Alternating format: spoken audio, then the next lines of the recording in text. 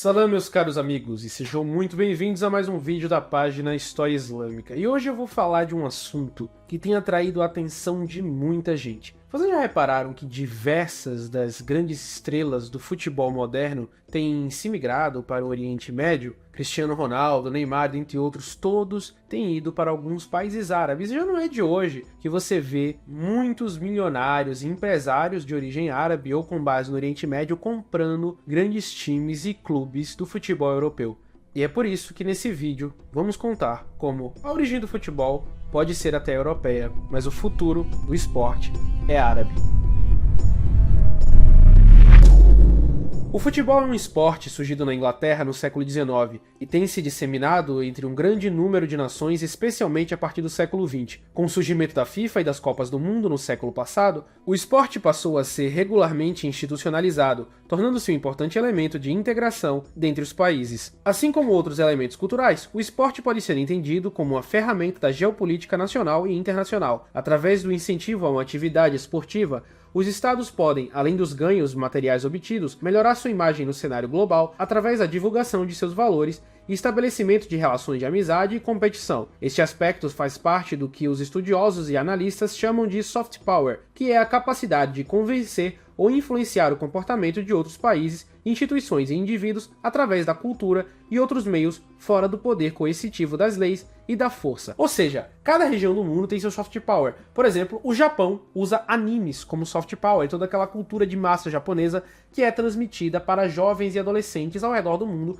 que, digamos assim, remetem uma afinidade ao Japão e tudo que vem dele. Isso faz parte do soft power japonês. E aqui eu também não posso deixar de falar do soft power americano, que é fortíssimo através de Hollywood, através da indústria da música, enfim. Cada região do mundo, cada país do mundo tem seu soft power. Alguns, obviamente, dependendo da preponderância cultural que cada país tem, mais forte do que os outros. Porém, todos os países vão ter isso. E os árabes, os países árabes, estão buscando também ter seu soft power. E diferente do que dizem algumas formas de mídia atualmente, isso não se dá somente através da religião. Os países árabes, nessa nova fase que estão tentando alcançar, têm buscado cada vez mais integrar seu soft power através de meios seculares, como as artes, turismo e principalmente agora o esporte, transformando o Oriente Médio num lugar numa visão de futuro de alguns líderes e governantes como uma terra extremamente cosmopolita como um dia já foi no passado, tentando, digamos assim, parar de colocar o foco da influência internacional somente na religião e na relação com outros países muçulmanos. Apesar de contribuir com a integração internacional, o futebol nas últimas décadas teve um forte predomínio da Europa,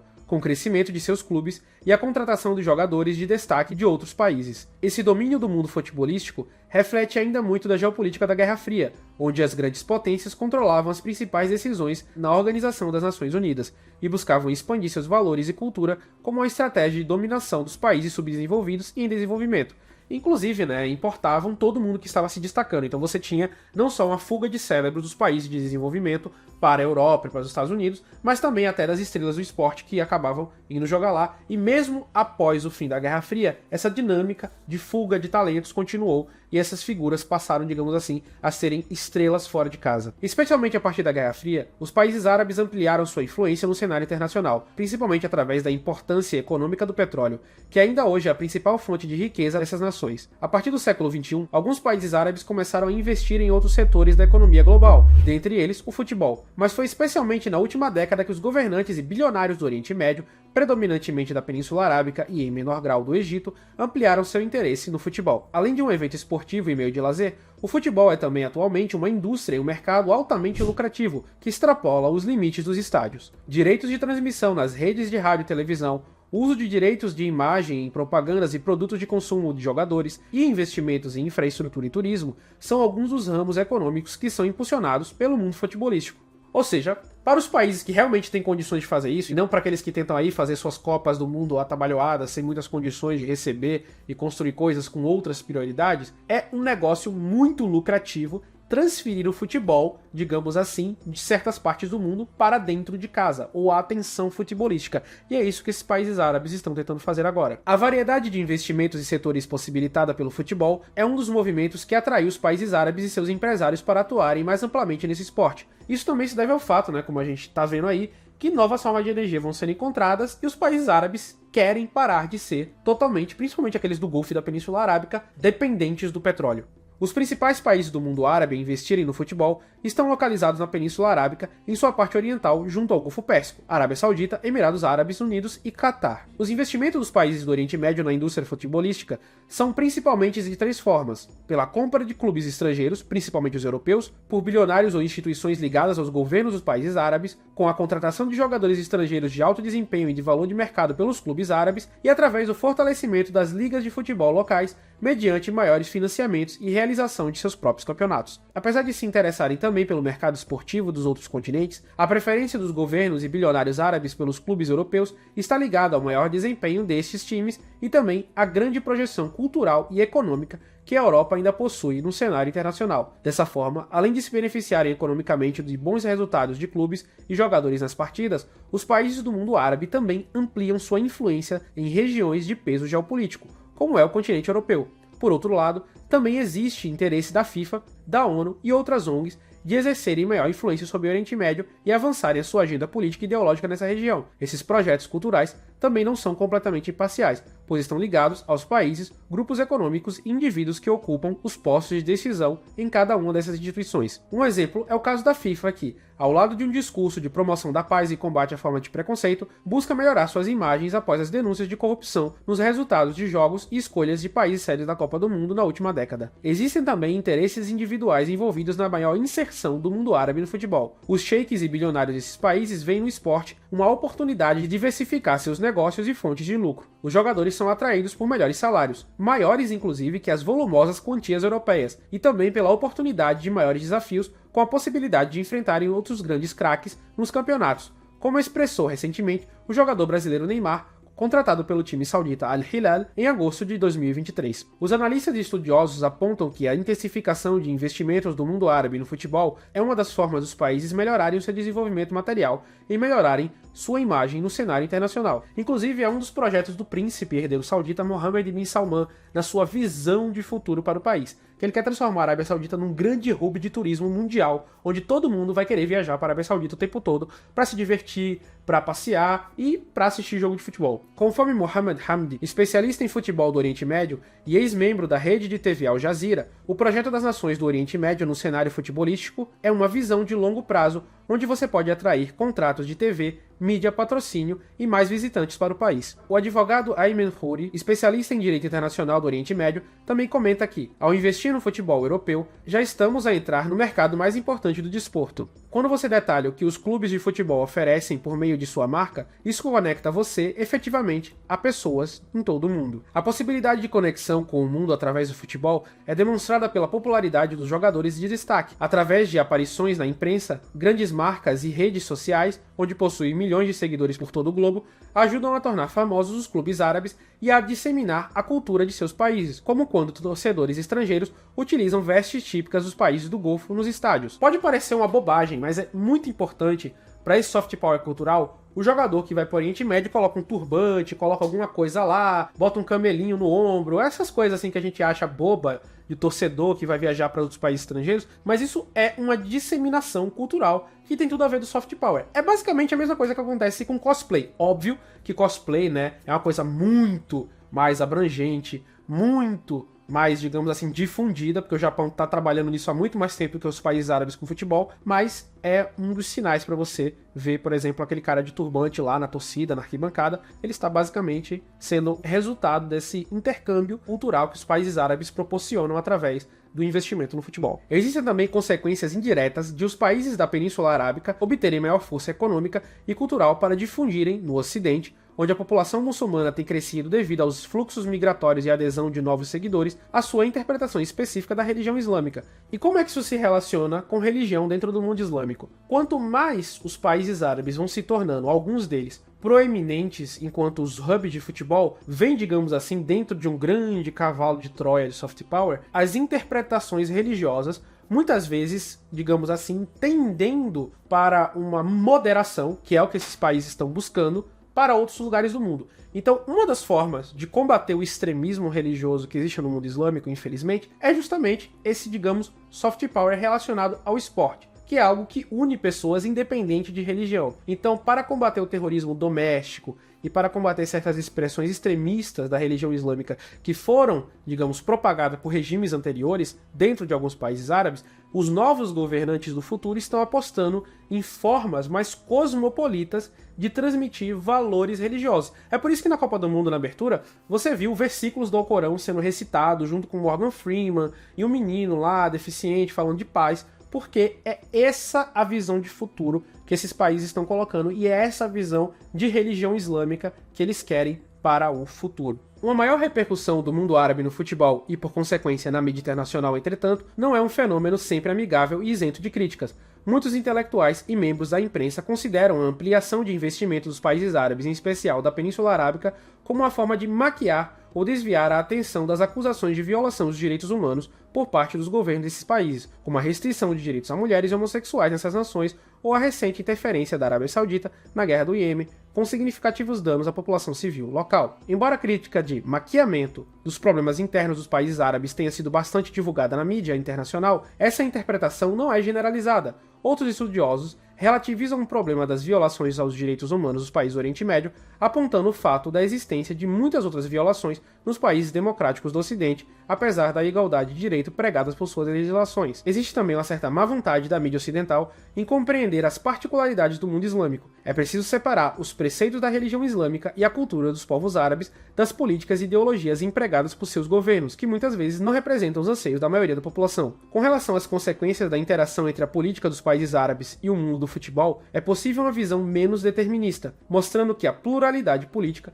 e os valores democráticos também podem entrar no cenário político daqueles países através da cultura difundida pelo próprio futebol. Essas divergências de opiniões e análises sobre os objetivos e consequências da maior presença do mundo árabe no futebol mostram que o poder, em especial o soft power, não é exercido somente pelos estados e governos, mas também pelas instituições sociais e pelos indivíduos. Esses diferentes poderes e interesses atuam de diversas formas conforme as situações, às vezes se aliando e outras vezes entrando em conflito. Ou seja, da mesma forma que os governos árabes e seus grupos econômicos terão influência sobre a indústria futebolística e o cenário internacional, outras formas de pensamento e comportamento também entrarão no Oriente Médio por meio da circulação de pessoas e ideias possibilitadas pelo mundo do futebol. Não é uma via de mão única. Os árabes estão projetando o seu poder no futebol, esses sheiks poderosos. Não. Digamos, valores ocidentais e valores de outras culturas que vão ser consumidoras desse futebol árabe também vão acabar entrando no Oriente Médio e nesses países. Então, assim, é uma troca mútua. No ano de 2022, ocorreu a primeira Copa do Mundo de futebol sediada num país do Oriente Médio e de maioria muçulmana. Esse país foi o Catar, localizado na Península Arábica junto ao Golfo Pérsico. Curiosamente, o evento que contou com a terceira maior participação de público nas Copas já realizadas ocorreu no mesmo ano em que o Parlamento Europeu condenou formalmente o Catar pelo tratamento dado aos trabalhadores imigrantes, ao mesmo tempo que tem pressionado o país para implementar reformas na sua legislação em matéria de direitos humanos. Algumas reformas foram feitas em leis trabalhistas, mas organizações de direitos humanos e o governo de muitos países ainda consideram essas atitudes insuficientes. E aqui tem uma nota sociológica que eu quero colocar para as pessoas. Entendam que o que a gente tem hoje como direito trabalhista, direitos do trabalhador e tudo isso foi o resultado de revoluções sangrentas que duraram 200 anos na história recente do mundo ocidental e dos países periféricos atrelados ao Ocidente e América Latina incluso. Esses países do Oriente Médio, eles foram literalmente do século XVI para o século XXI, no piscar de olho com a descoberta do petróleo. Então, para essas sociedades, certos conceitos que foram derivados dessas revoluções simplesmente não surgiram, porque a formação dos países do Golfo é literalmente essa. Você tinha uma região que era habitada por tribos nômades, que viviam basicamente do pastoreio, da pirataria ou da rapina, que foram empossadas como governantes pelo Império Britânico, e do nada construam aí um país moderno, com leis, com direitos, com todas essas coisas. Esse pessoal, até os anos 70, morria de cólera. Dubai, por exemplo, que é uma das cidades mais ricas e cobiçadas ali do Oriente Médio, era uma aldeia de casas de barro até os anos 60. Do nada, esse pessoal que não tinha tradição de governo complexo, que vivia basicamente numa estrutura tribal, ganhou preponderância, dinheiro, poder econômico da noite pro dia. Então essas sociedades ainda estão em construção. Então eu não tô falando pra você, tenha pena lá do sheik que explora o trabalhador. Não, mas essas mudanças elas vão sendo implementadas numa velocidade nunca vista que não é cobrada de nenhum país. Quantos séculos a Inglaterra passou para se estabelecer direitos trabalhistas? Quantas décadas os Estados Unidos passou? Quantos anos a Europa passou até que a gente tivesse as legislações de hoje? Por quê? Você teve muita revolução, muito derramamento de sangue, muitos movimentos sindicais, muita coisa. Esses países do Oriente Médio foram do tribalismo da tenda para: olha, jorrou aqui um líquido preto que vale muito dinheiro, agora estamos milionários, vamos construir uma sociedade. É basicamente isso. Porque quando a gente fala de Oriente Médio, a gente tem que falar de regiões ali do Levante, que sempre foram desenvolvidas e muito sofisticadas com relação à civilização, o Império Otomano, o Califado Abássida, enfim, todos esses estados sucessores. A Península Arábica viveu por boa parte do seu tempo, fora da região costeira e das regiões das cidades sagradas, num vórtex. A parte mais rica da Península Arábica hoje sempre foi, durante toda a sua história, a região mais miserável do Oriente Médio. A região mais pobre onde ninguém queria ir. E do nada, esses caras ficam milionários, essas famílias de sheiks ficam multimilionárias, eles têm que construir uma sociedade. E essa sociedade, ela vai passar por mudanças ao longo do tempo. Então toda vez que vocês forem analisar isso, não digam: ah, aquele povo é mau, aquele povo gosta de explorar, aquele povo é isso, é satânico. É o desenvolvimento social que eles estão passando. Inclusive, na época da Copa do Catar, o próprio sheik do Catar aceitou as críticas em público. Ele disse que o país dele precisa melhorar muito com relação aos direitos trabalhistas, e que muitos desses trabalhadores vêm pra lá e são ilegais, e tem tudo aquilo ali. E, literalmente, ele aceitou tudo, em público. Eu assisti essa entrevista, inclusive, do Sheik do Catar, ele aceitando, basicamente, né, o governante do Catar, Sheik Tamim, ele falando que estavam certos de criticar o país dele por isso. Então, assim, e isso aliado também a muitas coisas que você tem de notícias falsas e, né, fake news. 15 mil trabalhadores morreram construindo estádios. Milhões estão sepultados sobre as estruturas, o que é bobagem, o que tem aquele temperinho, né, de orientalismo, como Eduardo Said sempre colocava na mídia, que existe um problema real, mas sempre é exagerado. Então, sempre tem essas notas quando vocês verem coisas relacionadas a direitos e futebol no Oriente Médio, principalmente esses países do Golfo. Por outro lado, o Qatar investiu 12 anos na preparação para sediar a Copa em 2022, especialmente atuando em infraestrutura e turismo. O alto financiamento do país para sediar o evento esportivo rendeu elogios de outros chefes de governo e de Estado, apesar das críticas sobre direitos humanos. O sucesso logístico e financeiro da Copa de 2022 fortaleceu o soft power da pequena nação do Golfo Pérsico, melhorando suas relações diplomáticas com seus poderosos vizinhos da Arábia Saudita e Emirados Árabes, e ampliou a sua projeção no cenário internacional. Porque, como a gente sabe, o Qatar estava basicamente isolado há muito tempo, porque ele estava apoiando certos grupos que a Arábia Saudita, Emirados Árabes Unidos, Egito e outras nações ali consideravam como terroristas, extremistas, etc. Então, assim, foi muito importante a Copa do Mundo para meio que quebrar o gelo que já estava se alastrando há muito tempo entre os países da região. Então, até internamente, o futebol tem um papel muito importante. Nos próximos anos, o Qatar irá sediar competições de outras modalidades esportivas. A alta participação de público na Copa rende uma melhoria no PIB e receitas nacionais, e há estimativas de que o turismo irá aumentar de forma significativa nos próximos anos. O exemplo do Qatar está sendo seguido pelos vizinhos Arábia Saudita e Emirados Árabes, que também têm incluído os investimentos na indústria futebolística dentre as metas de desenvolvimento econômico para as próximas décadas. O futuro aponta para um cenário de futebol com menor hegemonia cultural e econômica do Ocidente e o maior destaque geopolítico do Oriente Médio, para além do petróleo e das polêmicas políticas e religiosas. Então é isso, pessoal. É um fato de que, se as coisas continuarem como estão acontecendo, o futuro do futebol vai ser árabe. A Champions League, European League e todas as coisas vão ser jogadas no Oriente Médio. Isso vai trazer certas mudanças culturais. As marcas de cerveja ou as marcas de bebidas alcoólicas podem não ser as próximas maiores patrocinadoras do futebol, devido às restrições islâmicas dentro desses países árabes com relação a isso. Então você pode ter uma mudança cultural vindo aí com relação ao futebol que ninguém esperava. Às vezes a bebida para assistir futebol vai ser um café árabe ou um chá no futuro, comendo-se tâmaras ou pistaches. Então é isso, pessoal. Esse foi o vídeo sobre o possível futuro árabe do futebol mundial. Espero que vocês tenham gostado e até o próximo vídeo aqui da página História Islâmica. E se você gostou desse vídeo, não deixe de deixar seu like e compartilhar com seus amigos. Inscreva-se no nosso canal e aperte no sininho para não perder nenhuma notificação sobre novos vídeos. Acesse também o portal da página História Islâmica, onde você vai ter acesso aos mais variados artigos sobre os temas que abordamos no nosso projeto, e também nos siga nas outras redes sociais, como no Instagram, no TikTok e no Facebook. E é isso aí, assalamu alaikum, até o próximo vídeo. História Islâmica com Mansur Peixoto.